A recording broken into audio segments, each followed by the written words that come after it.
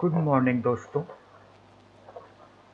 ICSE board के class 9 economics का पहला अध्याय है डिफिनीशन ऑफ इकोनॉमिक्स, जिसमें आप ये समझने का प्रयास करते हैं कि इकोनॉमिक्स है क्या। इकोनॉमिक्स वर्ड जो है वो ग्रीक भाषा से ली गई है। इन्हें दो शब्दों को मिलाकर बनाया गया है। पहला है आइकोस, दूसरा है नेमोस। मतलब टू मैनेज हाउस होल्ड, अर्थात परिवार का प्रबंधन। परिवार को कैसे हम चलाते हैं, कैसे डिसाइड करते हैं परिवार चले, यही इकोनॉमिक्स है। आज के दौर में हम जब भी इकोनॉमिक्स सब के बारे में सोचेंगे तो हमें लगना चाहिए कि हमारा आपका जो सवाल है, जो समस्याएं हैं, छोटी मोटी समस्याएं, बड़ी समस्याएं हैं, उनको सुलझाना ताकि हम ज़्यादा से ज़्यादा सुखी हो सकें, यही है हमारा इकोनॉमिक्स।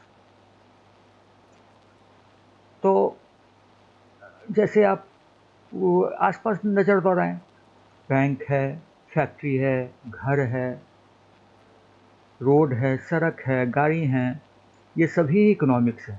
इनके बारे में ही पढ़ना इकोनॉमिक्स है। वास्तव में इकोनॉमिक्स में ये सभी बातें आती हैं, सभी कुछ महत्वपूर्ण है। लेकिन ये किसके लिए है? सड़क किसके लिए है? कार किसके लिए है? परिवार के लिए है, उपभोक्ता के लिए है, कंज्यूमर के लिए है, अर्थात हाउस होल्ड के लिए है। हमारे लिए है, हमारे पास ऑप्शन देने के लिए। और जो बनाया गया है, कार है, रोड है, ये वेल्थ है, यही प्रॉपर्टी है। तो आइए मित्रों, ये समझें कि जब हम किसी हाउस होल्ड या इंडिविजुअल के संबंध में अध्ययन करते हैं, कंज्यूमर के बारे में अध्ययन करते हैं, तो उसे हम क्या कहेंगे? उसे हम माइक्रो इकोनॉमिक्स कहेंगे। माइक्रो मतलब छोटा। और अगर हम समाज तथा कंट्री के बारे में अध्ययन करेंगे तो उसे क्या कहेंगे? उसे मैक्रो इकोनॉमिक्स कहेंगे। मैक्रो मतलब बड़ा। अर्थात समस्याएं इसकी सेट सेम रहेगी, लेकिन सोच सुलझाने का तरीका कुछ बदल जाएगा। एक उदाहरण से समझते हैं। घर में पिताजी सैलरी लाते हैं, वो इनकम हो गया। कहीं काम करते होंगे, किसी फैक्ट्री में काम करते होंगे, अर्थात ये क्या हुआ? जो फैक्ट्री में काम करते हैं वो प्रोडक्शन है, अर्थात वो भी इकोनॉमिक्स है। जो इनकम लाए वो भी इकोनॉमिक्स है। अब वो जो इनकम लाते हैं वो कैसे खर्च करेंगे, कहाँ खर्च करेंगे, उनका बजट क्या होगा, प्लान क्या होगा, ये सब, ताकि आपके परिवार की उन्नति ज़्यादा अच्छे से हो सके। तो परिवार की उन्नति ज़्यादा अच्छा से हो सके, इसके लिए वो बजट बनाएंगे। ठीक है। आपने कई बार देखा होगा कि पिताजी के पास पैसे होते हैं, लेकिन जब आप उनसे मांगने जाते हो पॉकेट खर्च किया, और तो बढ़ाओ दो पापा, और बढ़ाओ पॉकेट खर्च, तो वो मना कर देते हैं। तो क्या वो आपसे प्यार नहीं करते हैं? नहीं नहीं, ऐसा नहीं है। वास्तव में उनके पास जो मनी है वो लिमिटेड है, अर्थात उनका इनकम लिमिटेड है। और उस लिमिटेड मनी से उनको कई कामों को करना पड़ता है। कई काम मतलब स्कूल फीस जमा करना है, राशन लाना है, किताब कॉपी खरीदना है, कुछ पैसे बैंक में भी रखने हैं कि कभी कोई बीमार पड़ गया तो उसका इलाज किया जा सके। तो क्या करेंगे? वो उसी लिमिटेड इनकम से ही तो चलाएंगे ना घर अपना। तो वो क्या करेंगे? वो हर कार्यों के लिए अपने आय के हिसाब से पैसों को आवंटित कर देते हैं। उन्होंने आवंटित किया हुआ है कि इतना पॉकेट खर्च बेटा को देंगे। ठीक है। तो ये कितना खर्च करना है, कितना बचाना है, ये सभी कुछ इकोनॉमिक्स में पढ़ने को आता है। तो हम इकोनॉमिक्स से यही समझते हैं कि हम अपना उन्नति कैसे कर सकें, हमारे देश की उन्नति कैसे हो। जैसा मैंने पहले भी बताया कि जब हम छोटे स्तर पर में हाउस होल्ड के बारे में बात करेंगे तो हम उसे माइक्रो इकोनॉमिक्स कहेंगे, और जब हम मैक्रो के बारे में बात करेंगे तो मैक्रो इकोनॉमिक्स कहेंगे। तो हमारे इकोनॉमिक्स के में सबसे महत्वपूर्ण कौन सा है? हाउस होल्ड है। यानी दो चीज़ महत्वपूर्ण है, एक तो हाउस होल्ड जिसको हम माइक्रो इकोनॉमिक्स के रूप में पढ़ेंगे, और एक है देश, समाज, जिसको हम मैक्रो इकोनॉमिक्स के रूप में पढ़ेंगे। अब ये इकोनॉमिक्स के इन समस्याओं को समझने, सुलझाने और कैसे विकास हो देश का, आपका, हमारा, इसके लिए मुख्यतः चार तरह के परिभाषाएं दी गई। पहला एडम स्मिथ ने दिया। एडम स्मिथ का कहना था economics is the science of wealth है, अर्थात संपत्ति का निर्माण, वेल्थ का निर्माण ही इकोनॉमिक्स है। फिर मार्शल आए, एल्फ्रेड मार्शल। उनका कहना था ठीक है, वेल्थ का निर्माण तो ज़रूरी है, प्रोडक्शन तो ज़रूरी है, लेकिन साथ साथ जो उसको कंज्यूम करते हैं अर्थात हाउस होल्ड, उनके बारे में भी सोचना होगा। उनके ऑर्डिनरी लाइफ जो होती है, जो चलती रहती है, उनके बारे में भी आप सोचिए। इसके बाद रॉबिन्स जी हैं। इनका कहना था कि इकोनॉमिक्स क्या है, हमारा जो इनकम है, हमारे जो रिसोर्सेज है वो स्कार्स है, कम है, उसको कैसे ज़्यादा से ज़्यादा उपयोग करें कि देश का, समाज का विकास हो, ये इकोनॉमिक्स है।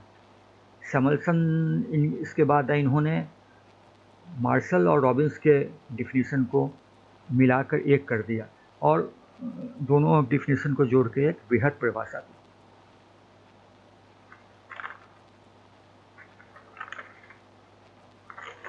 अब चलिए वेल्थ डिफिनीशन की बात करते हैं।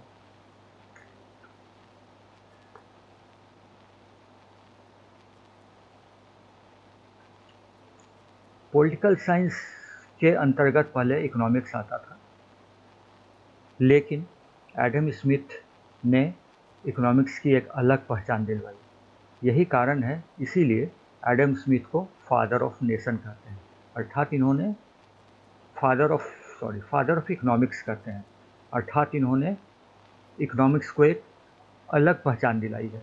उन्होंने अपनी पुस्तक the study of nature and causes of the wealth of nation, जो कि 1776 ईस्वी में छपी थी, उस वक्त उन्होंने कहा कि इकोनॉमिक्स क्या है, साइंस है वेल्थ का, यानी द साइंस ऑफ वेल्थ है, अर्थात संपत्ति को, वेल्थ को कैसे प्रोड्यूस करें और उसका उपभोग कैसे किया जाए, यही अर्थशास्त्र है, यही इकोनॉमिक्स है।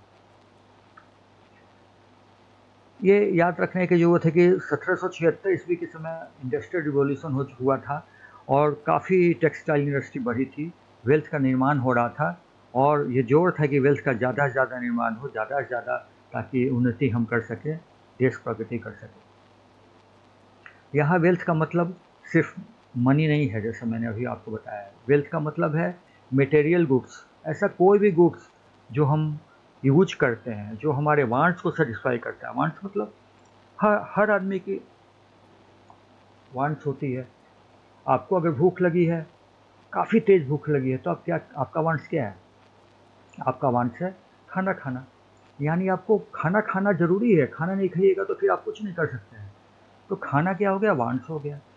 अब खाने के कई ऑप्शंस हो सकते हैं, जिसे हम वेल्थ कहेंगे, प्रोडक्शन कहेंगे। खाने के कई ऑप्शन को क्या क्या हो सकते हैं, जैसे घर का लाया हुआ टिफ़िन बॉक्स है जो मम्मी ने बना के दिया है, कैंटीन का सिंघाड़ा है, स्कूल के बाहर का चिकन रोल है, डोसा है। अब आप सोचोगे क्या डेली वही मम्मी का टिफ़िन बॉक्स खाऊं, डोसा खाता हूं, चिकन रोल खाता हूं, तो सबसे पहले आपके दिमाग में क्या आएगा? सबसे पहले आएगा चिकन रोल तो खाने का मन था, लेकिन पॉकेट में पैसे हैं कि नहीं है। अर्थात यहाँ पे क्या आया? वांट्स तो है, आपको मन तो कर रहा है चिकन रोल खाने का, लेकिन पॉकेट में पैसे ही नहीं है, तो आप नहीं खाओगे। तो कितना पैसे हैं ये भी इम्पोर्टेंट है, रिसोर्सेज कितना है ये भी ज़रूरी है। तो दो चीज़ मुख्य रूप से ज़रूरी है, एक तो क्या प्रोड्यूस किया जाए, कैसे प्रोड्यूस किया जाए ताकि आपके वांट्स को सेटिस्फाई किया जा सके। दूसरा कि हमारी तरफ से सोचिए, तो वांट्स को सेटिस्फाई करने के लिए इनकम की ज़रूरत है, तो कितना पॉकेट में है ये भी सोचना ज़रूरी है, और पॉकेट के हिसाब से ही हमको अपने प्रोड्यूस को यूज करेंगे। तो ये दोनों चीज़ की जो पूरी पढ़ाई ही इकोनॉमिक्स की पढ़ाई है।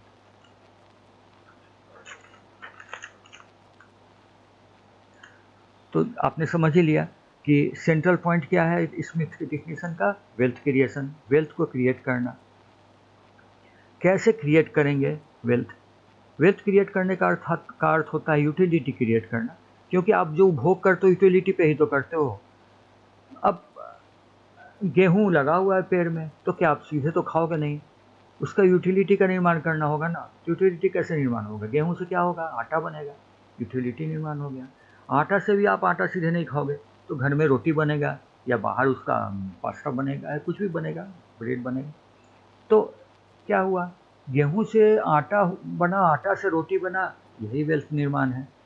तो ये कैसे वेल्थ निर्माण किया जाए ताकि ज़्यादा से ज़्यादा लोग सेटिस्फाई हो सकें। मान लिया कि सभी को भूख तो लगेगी, हर बार 2 बार 3 बार भूख लगेगी, रोटी की आवश्यकता है, और सरकार निर्णय लेती है कि खाली हम कपड़ा बनाएंगे, खाली टेक्सटाइल करेंगे, तो हम तो सब भूखे मर जाएंगे ना। तो क्या ज़रूरत है सरकार को निर्णय लेने की आवश्यकता है कि नहीं नहीं, पहले गेहूँ चावल का उत्पादन होना चाहिए, गेहूँ का उत्पादन होना चाहिए, बाकी सब उसके बाद होगा। तो ये जो निर्णय लेना है, ये क्या है, ये इकोनॉमिक्स है। स्मिथ का मुख्य रूप से 2 क्रिटिसिज्म किया जाता है। पहला वही कि सिर्फ ये वेल्थ के बारे में बात करते हैं। ये कहते हैं कि मानव का जो विकास है, मानव का जो यूटिलिटी है, सेटिस्फैक्शन है, सब मटेरियल कमोडिटी से होता है। बट कई बार ऐसा माना जाता है कि मानसिक शांति, योगा करना ये सब भी आवश्यक यूटिलिटी ही है। हम योगा करके भी अपने को सेटिस्फाई करते हैं, बट इन सभी चीज़ों के बारे में वेल्थ डिफिनेशन में नहीं दिया गया है। इन्होंने सिर्फ वेल्थ की बात कही है और इसके चलते इनका आलोचना किया गया। इस मामले में एक और डिफिनेशन आपको पढ़ने की आवश्यकता है, वो है जेस मिल का। जेस मिल ने कहा है science of production and distribution of wealth. मतलब और इकोनॉमिक्स क्या है, science of production and distribution of wealth है। साइंस ऑफ प्रोडक्शन को ही वेल्थ कहा है एडम स्मिथ ने, तो आप समझ ही गए। और डिस्ट्रीब्यूशन भी ज़रूरी है। वेल्थ के डिस्ट्रीब्यूशन क्यों ज़रूरी है? मान लें कि बिहार में काफ़ी अच्छा गेहूं की खेती हुई और हमारा खाने का जो जितना डिमांड है वो कम है, तो अब हम और कोई आदमी कहीं भूखे मर रहा है, तो डिस्ट्रीब्यूट भी तो करना आवश्यकता है, उसको गेहूं वहाँ तक पहुँचाने की आवश्यकता है ताकि वो भी खा पाए। तो हर आदमी को वो जो वेल्थ होता है, वो जो प्रोडक्शन होता है, वो डिस्ट्रीब्यूट करके वहाँ तक पहुँचाना भी वेल्थ निर्माण ही है। तो उन्होंने एक डिस्ट्रीब्यूशन शब्द को जोड़ा है और इसी कारण से इनका जो डेफिनेशन है वो भी काफ़ी महत्वपूर्ण है। तो ये हमारा मुख्य रूप से विषय का आधा विषय था। इसके बाद अल्फ्रेड मार्शल के बारे में हम पढ़ेंगे नेक्स्ट वीडियो में। वेल्थ डिफिनेशन के बारे में जो MCQ आता है उसमें पहला क्वेश्चन यही आता है कि इकोनॉमिक्स कहाँ से ड्राइव किया गया। तो आप जैसे जानते हैं ग्रीक से इन 2 शब्दों को बनाया गया, भी बता दिया गया। साथ साथ वेल्थ बेस्ड डिफिनेशन किसने दिया है, एडम स्मिथ ने दिया है। तो इन्हीं तरह के सवाल आते हैं। आप ये समझ लोगे तो बिना आँख मूंद के भी आप सही सवाल का सही जवाब दोगे। तो इस हमारे साथ वीडियो में बने रहिए, सब्सक्राइब कीजिए, लाइक कीजिए। उम्मीद है आपको यह वीडियो अच्छा लगा होगा। लिखिए कि और क्या आप चाहते हैं, और नेक्स्ट वीडियो में वेलफेयर एंड स्कार्सिटी डिफिनेशन आपको बताई जाएगी। धन्यवाद।